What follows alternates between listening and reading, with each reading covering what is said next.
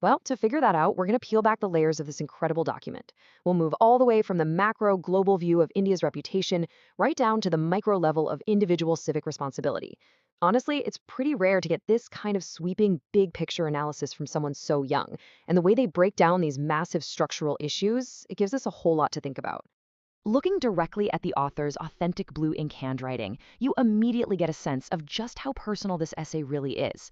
They kick things off by acknowledging India's undeniable status on the world stage, calling it out as a highly populated powerhouse. And they specifically point out that it's a top producer of engineers, which, makes total sense when you realize how much the whole world relies on this workforce for the apps and software we use every single day. The author notes that globally, Indian professionals are seen as adaptable, willing to work long hours abroad, and incredibly skilled. On the outside, it's a glittering global reputation. But right away, the author creates this massive narrative tension. They sharply contrast that shiny external reputation with a hidden internal reality.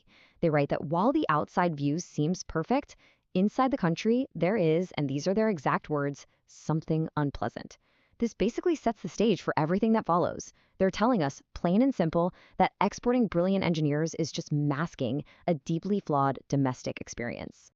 All right, let's move into the first major theme here: systemic flaws and a whole new definition of poverty. The author argues that despite India's incredible diverse culture, its arts, and its food, the entire nation is essentially held back by an interconnected web of institutional failures. They point to a disappointing education system that's all tangled up with politics and resource hoarding. They describe terrible competition, overloaded and completely outdated syllabuses, paper leaks, corruption, the whole shebang. For a 17-year-old student, these aren't just abstract political talking points, right? These are the daily lived realities that literally determine if they can fulfill their passions. They observe that, in this current setup, only the rich can actually afford to pursue what they love. And this leads to a truly fascinating redefinition of poverty. According to this teenager, poverty isn't just about lacking the bare minimums like food and healthcare. No, it inherently means suffering under a broken education system. They argue the government has to invest heavily in building the absolute best educational infrastructure because today's kids are literally tomorrow's future. To this author, denying a child a modern, functioning education is a profound systemic kind of impoverishment. Which brings us to a rather haunting observation. The author poignantly notes that what looks like a happy and settled life is actually just a disguise. It's a disguise worn by the rich and upper middle classes, because they're the only ones who can actually afford these bare minimums, like an education free from leaks and corruption.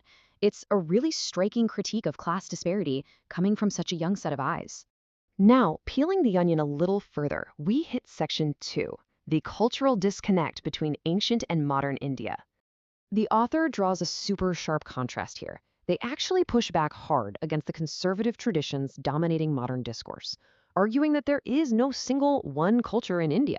In fact, they claim that ancient India was way more modern, intellectual, and philosophical than present India. They describe the India of today as directionless, dogmatic, and frankly, hypocritical when it comes to religion, arguing that most people claiming to follow Hinduism today don't actually know its true philosophical roots.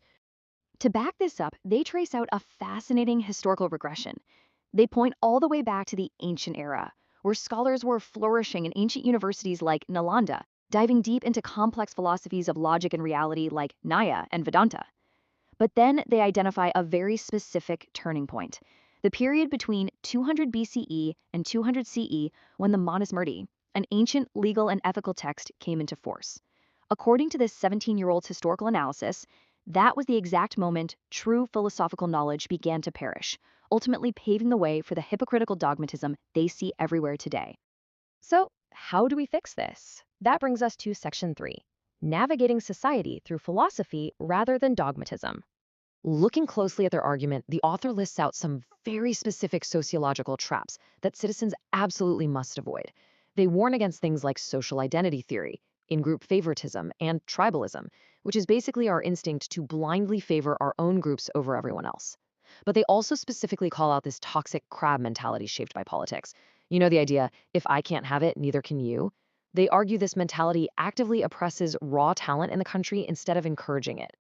To counter these traps, the author advises that balancing relationships in modern India requires being intellectual, not dogmatic. They advocate for maintaining brotherhood across all of society, and they firmly insist on not discriminating against other religions. It's basically a desperate call for rational empathy over blind tribalism. Ultimately, they summarize this whole approach by pointing to that classic phrase, unity in diversity. They suggest the absolute best way forward is to balance modern morals without completely rejecting your culture.